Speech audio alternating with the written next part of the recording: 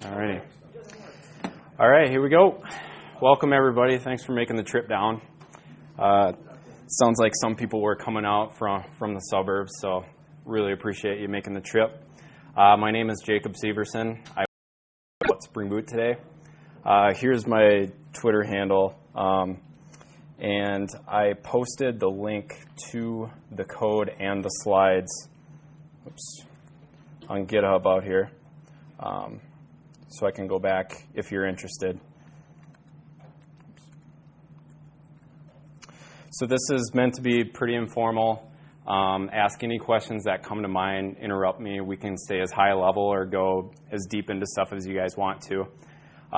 We actually have a special treat today, too. We have a mad scientist at OPI who has built a robot that will do some simple communication. We kind of have an internal project at OPI that's just starting around some racing robots that some of these tech talks will be centered around. Some of the different technologies will deal with different pieces of it. So kind of the first piece will be what I'm showing off today. So things have changed. If you've worked with Spring Framework but kind of haven't been around it for a little while, or if you're new to it, things have drastically changed lately, right? So how many people work with Spring right now or kind of have Spring backgrounds? Probably a lot of people. Has anybody had a chance to do much with Spring Boot yet? No? Okay, cool. So what's happened, obviously, you've probably heard a lot of this, but there's been a lot of acquisitions and merges. I just thought a little background would be good here. So where we're at right now is in 2013, EMC joined together with VMware and created this pivotal company, and this is who sponsors Spring Framework right now. And kind of what the big changes that have come of that so far is that they've kind of been moving to more of a platform. There's kind of some more glue. It's not just a disparate, crazy amount of packages all over the place that you're responsible to glue together and just kind of mash up and make things work. They've really kind of concentrated on making some entry points and making it easier on developers for actually developing things. So this is from their marketing material. It's pretty straightforward. So Spring Boot is kind of the entry point into a lot of the other things in the foundation and the core. It allows you to easily get up and going with getting a web application, getting a relational database under it, things like that. They also created a new home. If you've been here, it's pretty nice. They kind of consolidated all their stuff that's been all over the place because of all the acquisitions and stuff like that. Their guides are awesome. If you ever want to get up and running on a technology fast, I would recommend checking out their guides because you can get going on it over lunch, for example. So why are we here? Why should we care about this new thing, Spring Boot? Spring Framework's been useful within organizations for a long time, right? People have been using it successfully. So what's the point? So I think the biggest thing is in organizations over the last several years, people have been finding out that it's a lot better to start with something that works and incrementally build and incrementally change, right? So our project management, our products, everything has kind of made that change, but Spring Framework wasn't really a good fit with that because you would kind of go out, you would have this great idea that you would want to get coding, and you would have to pull all these different projects and try and get all this XML wrangled, and then once you finally got all the dependencies wired up, everything just wouldn't work, right? So this is familiar. You go out, you try and start a project, and it's, oh shit, how do I do this, right? So you go out to about 5 different blogs and try and mash together everyone's different opinions, and you end up, getting stuff like this, and it really eats up a whole day just trying to get up and started. And then there's also the microservices craze, which we can't ignore anymore. It's kind of taken over. So these single responsibility applications that do simple things and they should be throwaway, so they should be easy to code and up and running quick. Is another reason here. So in comes Spring Boot. So Spring Boot, you can kind of look at it as a facade for Spring, right? It makes it easy to kind of get into Spring Framework, pull everything together, and get something working without all the fuss and all the configuration, right? It's very opinionated conventional or configuration, meaning that you basically have the creators of Spring Framework over your shoulder and telling you how the best way to configure a project to start would be. You don't have to do that configuration yourself. And it gives you kind of an entry point and exactly where the process starts. When you start your application, you know exactly what's happening. There's actually a main method and kind of a place where you can go to start your process. And you can just run it anywhere, right? It's just it's just a fat jar, which you can just do Java -jar and run anywhere. And you can also use Groovy. So here's the tweet that's in every presentation. So with Groovy, you can make it really concise. You can get POCs up and running really, really quickly, and then you can kind of peel away the layers and get a full application up and running once you need to. And that's all I have for slides. So now we'll dive into code here. That was my Twitter. So what I have here is a repository. I mentioned the robots project earlier, and so what we'll be building today is a Spring Boot application that will basically register these robots as they boot up. So there's going to be a race of all these robots. There'll be people controlling them. So what we need is a way for these robots to be able to boot up and send a message somewhere saying, I'm alive, I'm ready to race, and they'll send up their name or whatever else we need. So what we'll be building here is just a simple endpoint or application that can handle that stuff. So starting with Spring Boot is very, very simple. To create a project, there's a Spring Boot CLI project out there that you can install. GVM has it. If you know what GVM is, it just makes it really, really easy to install a lot of these different packages around Groovy and Spring and those things. And this is all I needed to get this project up and going. Not this. There was some edits I made, obviously, after that. But what this does is it builds your Gradle or your POM file, and it gets your whole directory structure ready and creates the base class so you can actually run your app without having to create all the structure by yourself. So let's kind of look at that. So here's my build file. I don't know if how many people here have worked with Gradle much, but it's pretty simple, especially this build file. So there's a Spring Boot plugin, and this allows you to this basically facilitates that fat jar that comes out and kind of gives you some functionality in your build. So when you add that, you can also add these starter projects that you don't actually have to put a version to. They all default to your Spring Boot version at the top. So what I'm doing here is I know I need a service for a robot to communicate and register to, but I don't really know more than that. That's a lot of times in an organization when these ideas come through, they don't have a lot of detail, right? So what I'm guessing is that we'll probably need to use a REST endpoint. So we'll use the Spring Data REST, and then we'll probably just use a regular relational database. So we're adding the Spring Data JPA also.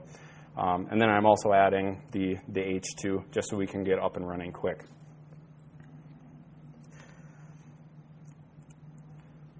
So what is there to a Spring Boot project?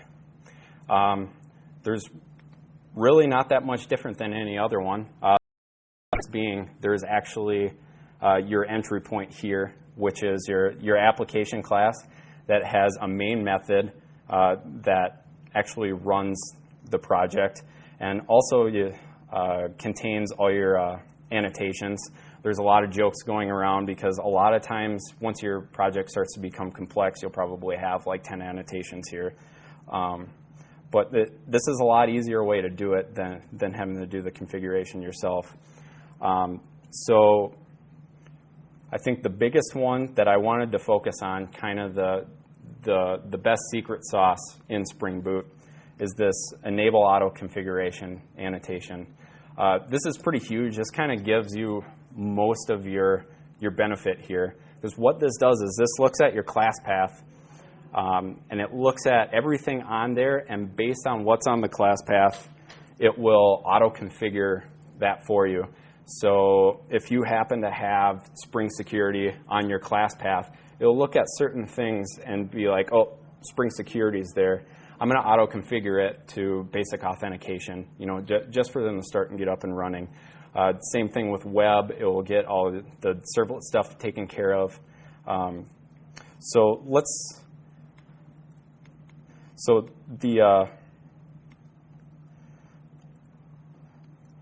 see. Move over here. There we go. Get out of presentation mode here. So I wanted to kind of go through what actually happens here, how this works, because I think it's really important to understand, because this is probably the biggest apprehension that people feel, right, is there's all this magic happening and I don't know what's happening. But it's really simple. It's actually not like your Spring Roo or your Grails. There isn't any code generation going on here. Basically, they took all the beans that would be necessary for these different things to run, and they wired them in with reasonable defaults, what you would probably want starting a project, right? So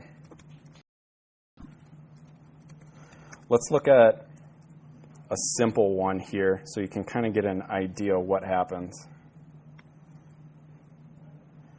The power of open source, right?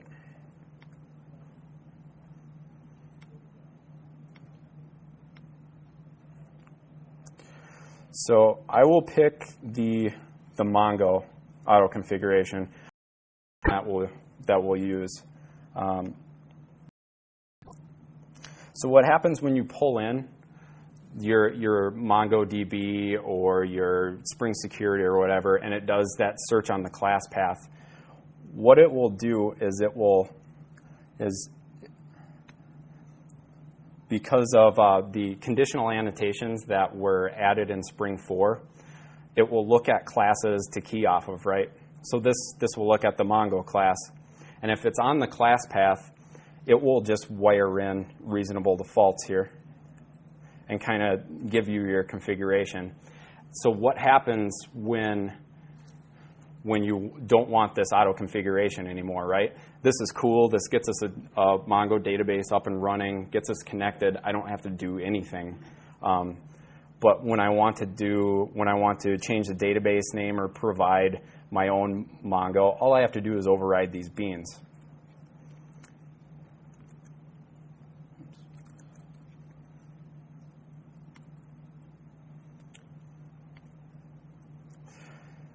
So now that we kind of got a glimpse into that, so you'll notice that the only thing that I really had there was the registration application class, which I talked about.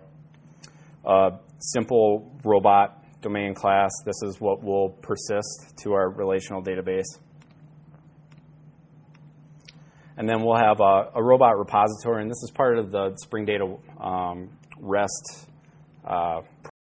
So basically, this will not only give us a repository for our robots, it will also give us some endpoints to hit automatically. So if I go down, let's see, make sure that I'm right terminal here. Make sure I'm on the right branch, which I am.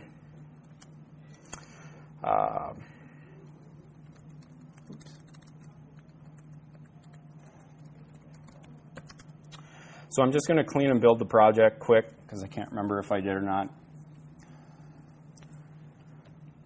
This will build it up. Like I was talking about before, the build process will create a fat jar for you. So all you have to do is just run it.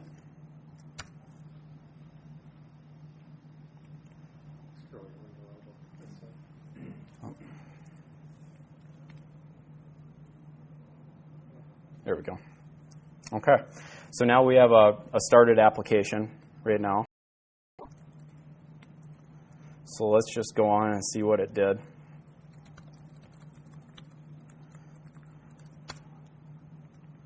So this is using hypermedia. So man, here. Yep. So we can see that it created that robots resource for us. So if we, what's that? Yeah. Better? Alrighty. So if we go back, one way that we can create a robot, I'm just going to copy and paste and not fool around with it. So I created a robot. So now if I go back, whoops.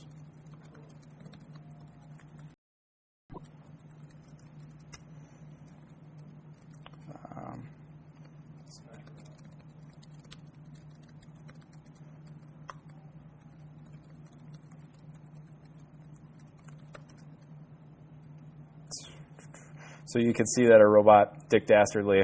Forgot to mention I was watching South Park when I started building this code, so everything is wacky racist themed.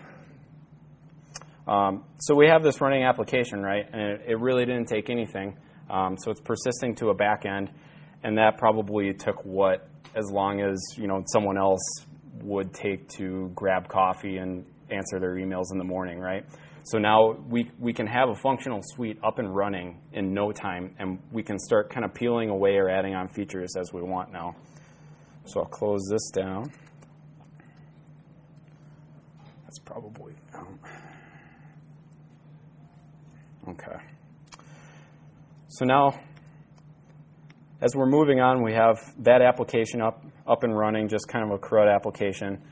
Now we have a conversation with someone, and we realize that we're going to need Mongo on the back end. We're going to be dumping registration information. We don't really care too much about any other information. So we're going to attach MongoDB to it. So basically the only thing we'll need to do is, instead of having the JPA repository, we'll swap out the annotation, and we'll also swap out the build file. So you'll notice won't look at the build file, but basically all we did was just enable Mongo repositories, and then we added it to the build file. And this will take care of it for us. I think actually, yep, there was one more step. We also had to extend Mongo repository. But now,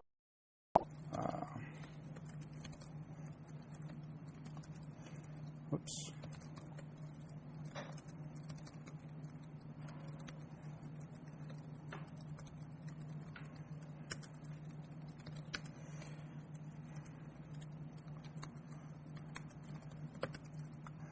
So we'll build this.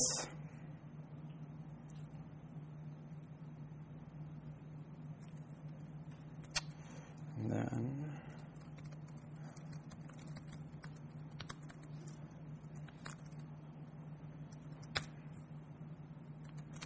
we will run it. And all this is supposed to be a tutorial. Also, you can look through this, and it kind of goes through the steps afterwards if I skipped over anything.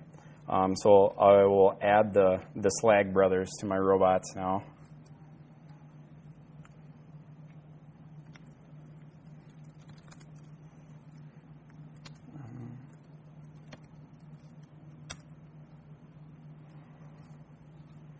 So that was fine. So now we should have a Mongo backend on it.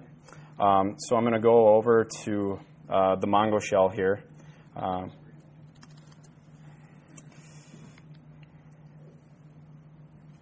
swear it wasn't happening like that before. So let's show the collections here. Oop, no.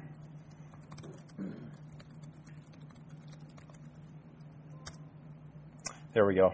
So it created that robot collection, and whoops, not use.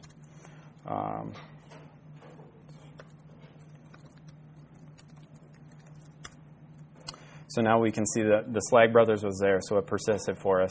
So that's pretty cool, right? Just a couple lines already good to go with a Mongo backend. So naturally, a couple more conversations, and it kind of gets flushed out a little bit more. This is probably around lunchtime or so, depending on the meetings. So what the architecture will be is when a robot calls up and hits this endpoint,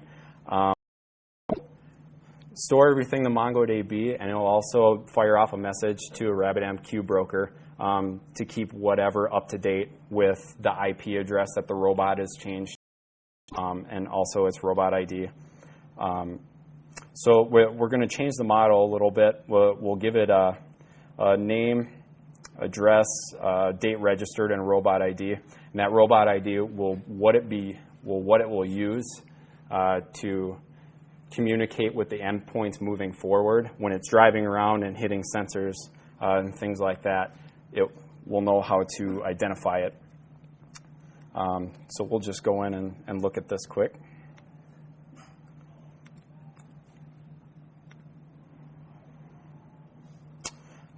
So pretty basic, just add builds and just using UUID for it.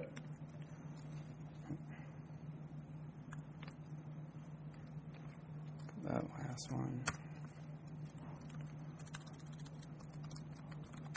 So I'm going to switch branches here to get this code.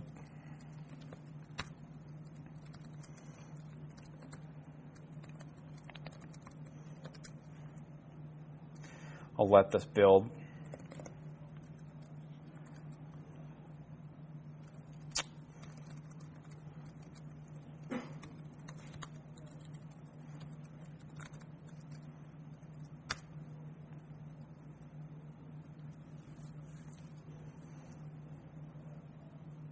And if you look at this output, all the logging output, it will give you a lot of great stuff here too, so you'll know exactly what it's registering and everything like that. So we're up and running.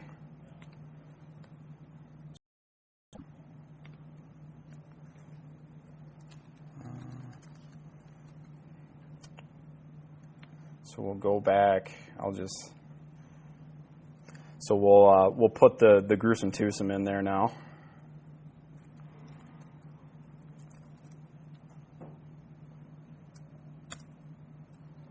So that's created. So now if we go in and do a find, we'll find that the gruesome twosome's in there. But we'll also notice that it sent up an IP address. There's a date that it registered, and it also created that robot ID for us that it will need for the future. So moving on. So now that we kind of know what we need stored, the next conversation might be, what actually do we need as a service? Because we can't, it's probably not very useful just to have a CRUD application. So we need to expose an endpoint that it can actually hit to register. So what I came up with is just this simple register robot. You give it a JSON body with just the name and address. So all we need to do at this point, I decided to remove the Spring Data REST and just replace it with the web. Hypermedia is good, but this situation didn't really need it. So we'll remove that dependency, and then we'll add the Spring Boot starter web, which will give us that. And we just need to add a controller with that endpoint, right? So we'll just take a peek at that quick here.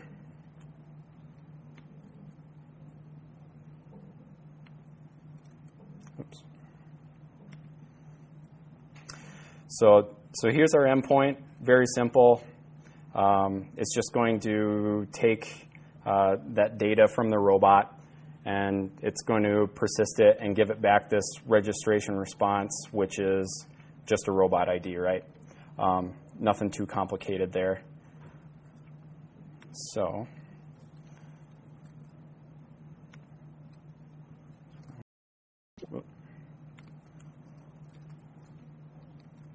we'll shut this.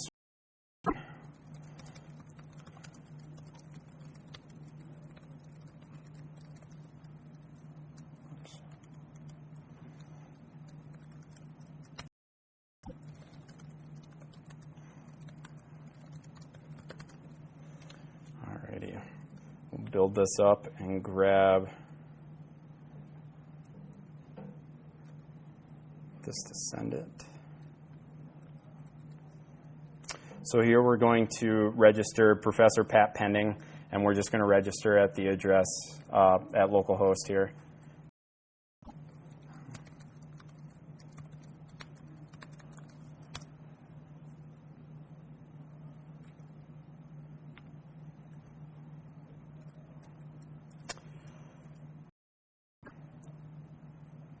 Wait for it to boot up. Looks like it's up.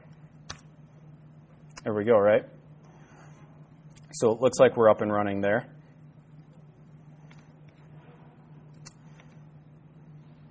So the next talk, so now we have that endpoint up and running, very simple, but we need this same code to run anywhere, right? So we need a way to configure this and give it pieces of that configuration for different environments.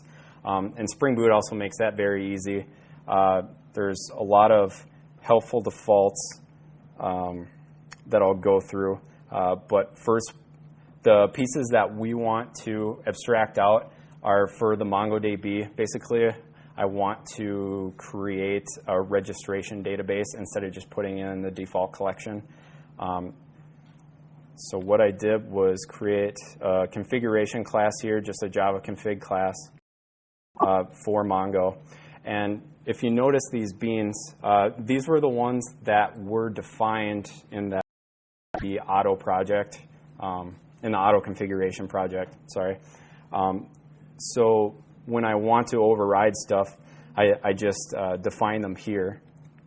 And then you'll also know that I'm using @value to do external configuration. So I can put this in a configuration file somewhere, this DB name value. And an easy place to do that is, oops. So Spring Boot, by default, if you have something called application.properties in source main resources, it will pull that in, and those properties will be available to your application. You can also use YAML, and you can also externally configure, obviously, from outside of the application. There's a bunch of different ways to do that, which are highlighted here. You can use JNDI, get system properties, OS environment variables. Pretty much anything that you would need is supported out of the box. So there's not a lot of changes here, but I want to run it to show the new database that we are creating from our configuration.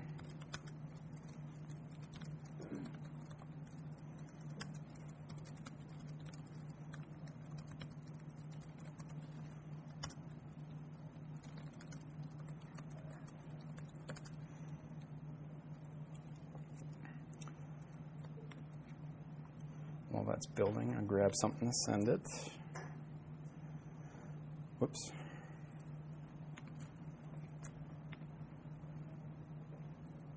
This time we'll be registering Penelope Pitstop. I've never seen an actual episode of Wacky Races. I've only seen the South Park one, so disclaimer.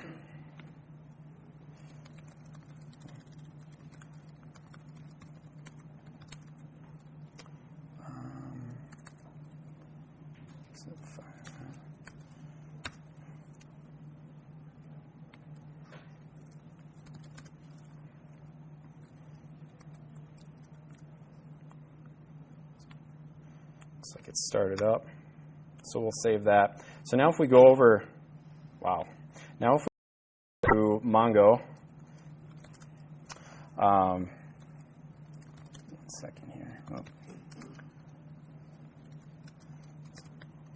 So now if I do a show DBs, it created a registration database for us. So if we go in, use registration, show collections, should be a robot collection. There it is. So we'll just do a quick db.robot.find. And there's Penelope Pinstripe, just as we expected.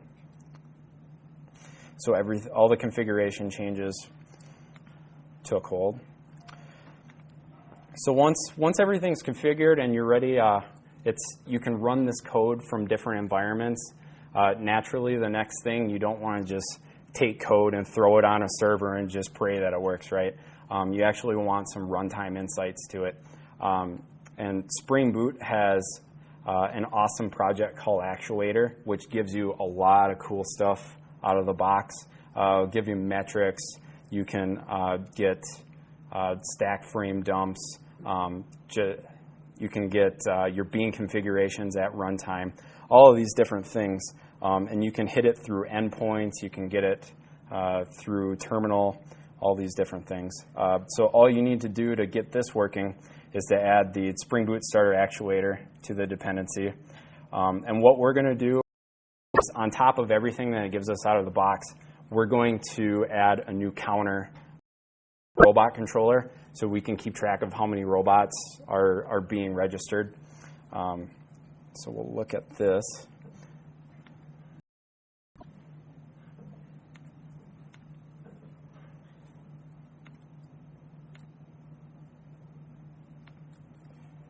So here is our robot controller. All we need to do is auto-wire in a counter service, which is a class that the Actuator project offers you. And we just need to register it and just increment it there. It's really simple to do that. To register it, you can just add in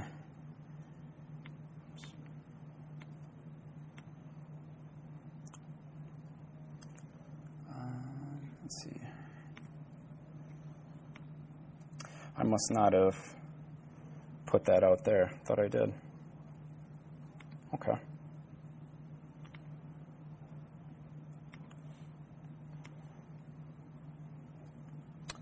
So I guess so I didn't abstract out this counter into our config. You can hard code it like this, which makes it pretty easy. So I'll just run this quick here. Oops.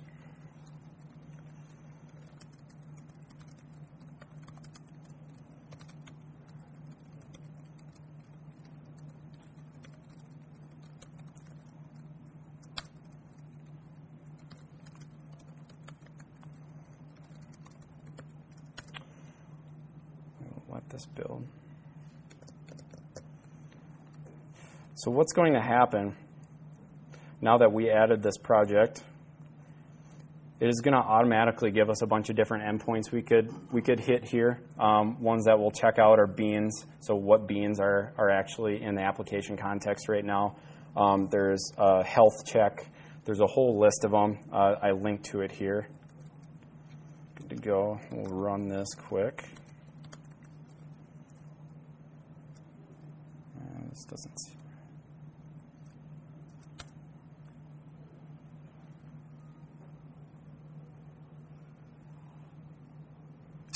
You can see here in the output of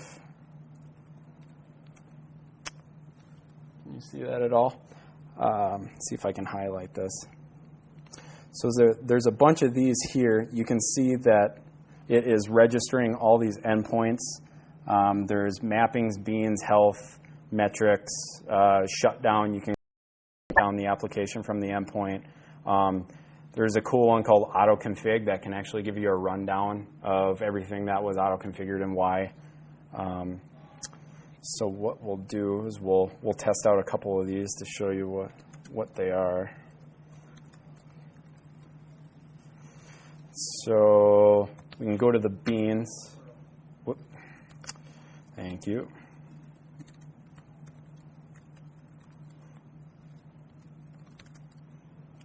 So this is kind of a mess, but if you look through this, it's all the beans that are in the application context. So what are some of the others? So if we want to just look at the basic health, just to make sure it's up and running and get some information about it. Oops. So this will tell us that it's up, give us a little bit about it. So what we can do here, since we registered a custom counter, it will just increment every time a robot is registered. So we'll go ahead and register one right now. We'll put red max in there.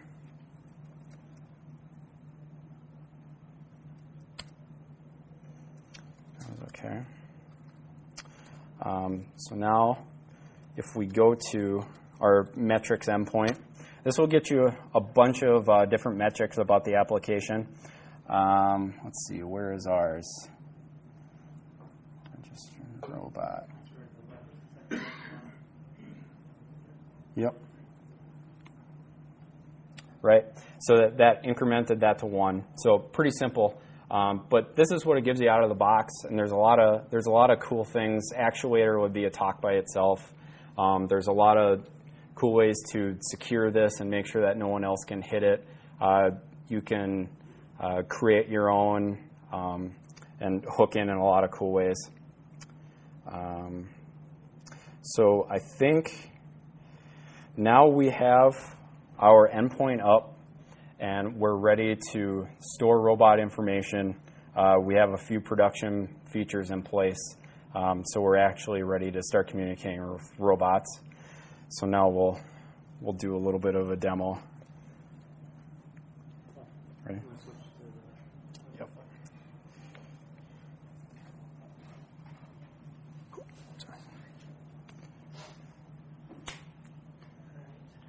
So this guy's configured for the BeagleBone controller. It's kind of like Raspberry Pi microcontroller.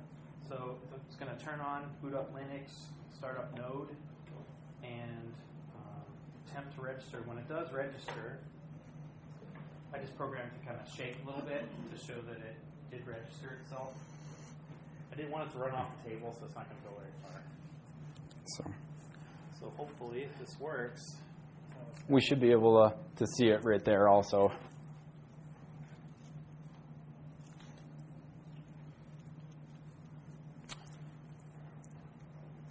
So this is early in the process for this little project, so it doesn't have like a name or anything like that. But so this is the first service going up. So you can see it didn't shake for us this time. it will shake once it registers. Did it register? Oh no, I'm seeing the Red Max one. Okay, never mind. We'll get there eventually.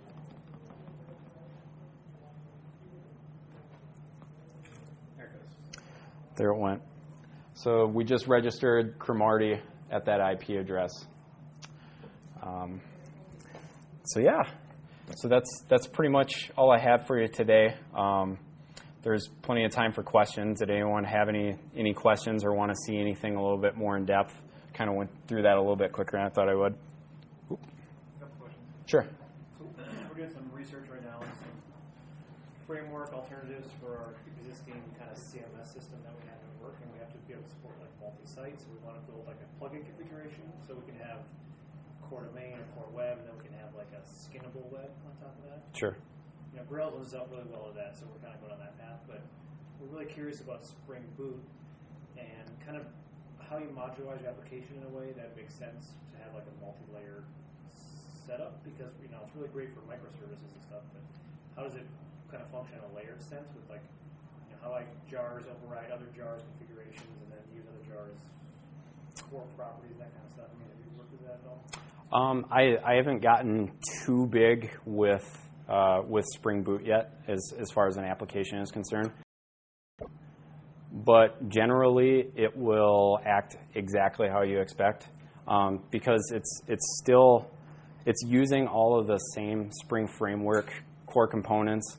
It's just basically the secret sauce is the auto config, and there's some other cool stuff. Your external configuration and that type of stuff is probably going to be quite a bit different.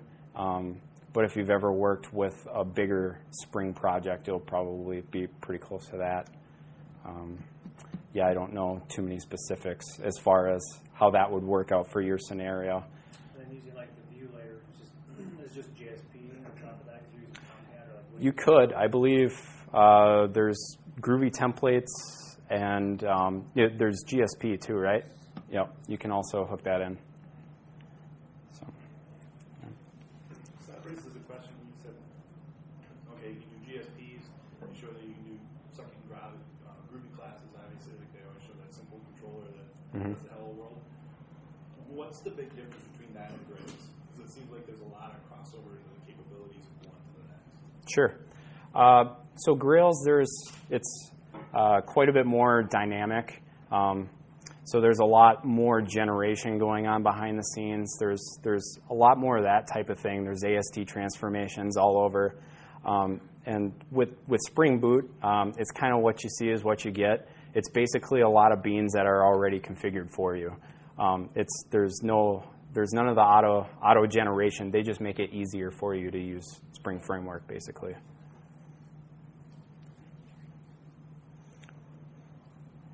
Anyone else? Not so much.